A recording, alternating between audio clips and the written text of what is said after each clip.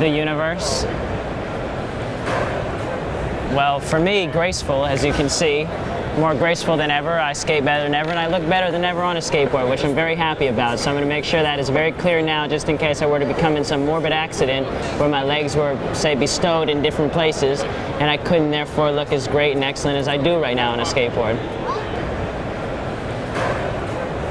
Also, the universe, where all great creative things come from. Inside a man is where you can access the universe and the source. And I was in the shower when I had already had the name, but then it hit me and I was like, okay, that's right. So whenever you're creating something, you want to make sure that it comes to you naturally. If you thought of it, then you thought of the wrong thing.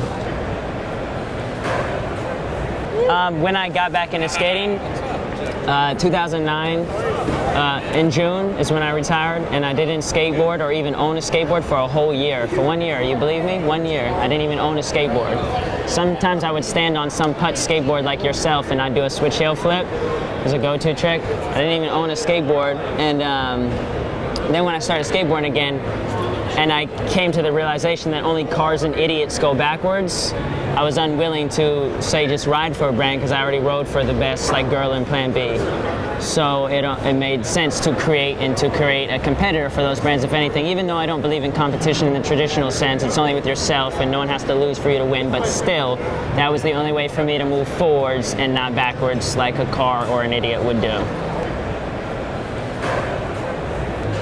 The reason that when that word came to me, I understood the value in it is because at the end of the day, it's best to do things that are best for you, but what is best for you is usually in the best interest of all humans. So if more people were a little more selfish, like they put themselves first, live free of fear of human opinion, which disables success, and they put basically their drops in their own bucket, then your bucket would therefore overflow and you would actually be of benefit to people. It's when you go around trying to help and do things for every little person that you don't do what is right for you, and then you don't in turn end up doing really anything for people. Like say you had $1 million and you go give $1 to every person, it does nothing. But if you give $1 million to one person, they can do everything, or a lot of things, but enough to do everything from that one thing.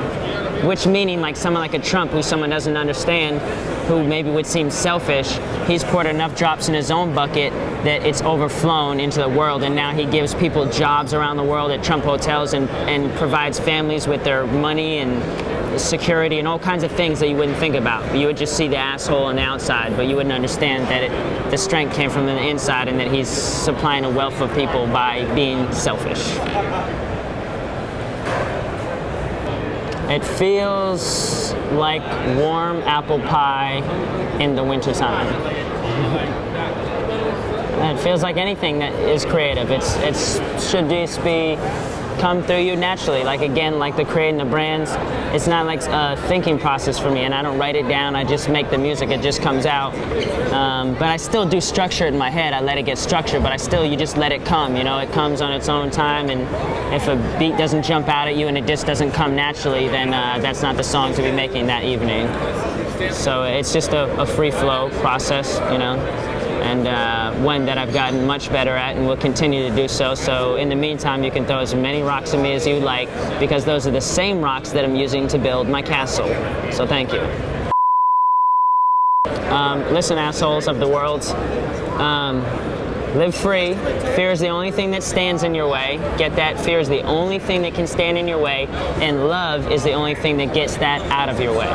And if you were to live in more love than fear, you would be doing greater, freer things. You would be at peace. You would be enjoying yourself. Most people live in a little bit of love and a little bit of fear. All problems stem from these two sources. Are you operating from greater fear or greater love? And when your love that you're operating from is greater than your fear, you're operating greater. And if your fear is greater, then you're operating from weakness, from fear, obviously. And if you can actually diminish and have no more fear, face all your fears, and your first fear is usually your last fear. I recently had an interaction with a spider. Spiders were my first fear, I think, from arachnophobia. I think I attached a judgment to them for a long time, and I was meditating. Recently, a spider came up to me, and then I was overcome by my natural fear, so I stared at him and meditated on him for 30 minutes, and he sat there.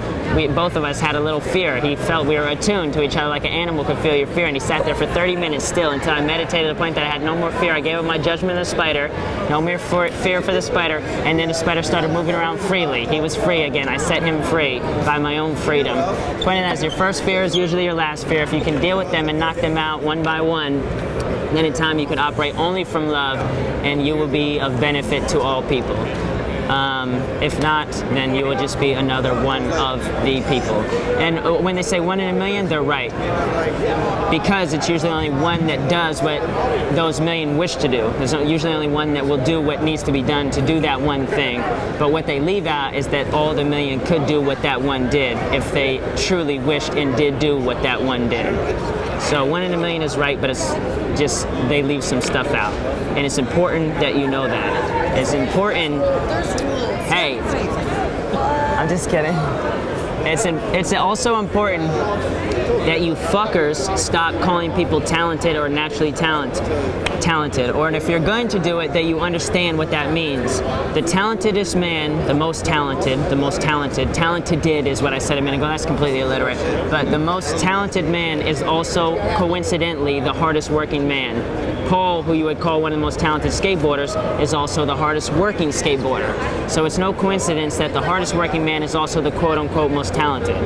But what happens is people like Paul's and Kobe's become so great that so we do not have to face our own inner talent that we have access to. We write them off as naturally talented. And by doing that, we don't have to face the fact that we're just not accessing our talent inside us. And that's what I am doing by going against the borders of talent and showing that talent is not confined to a region, but it's something that lives in your mind and you're open to it. And that's why that I'm doing music the way that I'm doing, so that once I'm done, then there will be no more use of this naturally talented term, or even talented in the typical sense of the word. That will be diminished. Finito, because it is obvious that I'm not naturally talented at it. It is fucking obvious, and you are watching me learn and perfect and harbor and create talent. So then you fucks can't say anymore, oh, this guy's talented, and write your lazy asses off by casting talent upon the next man. And it's important that you know that. Otherwise, you're going to be unhappy, and you're already probably that, so why continue that? Thank you. Jereme from President.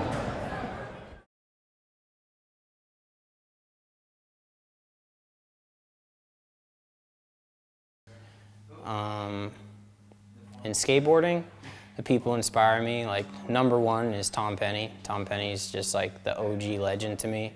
Just how he killed it back in the day and just annihilated everyone. Just the style he did it, how he was just, I don't know, it's just different. Like, there's not too many people who skate like that.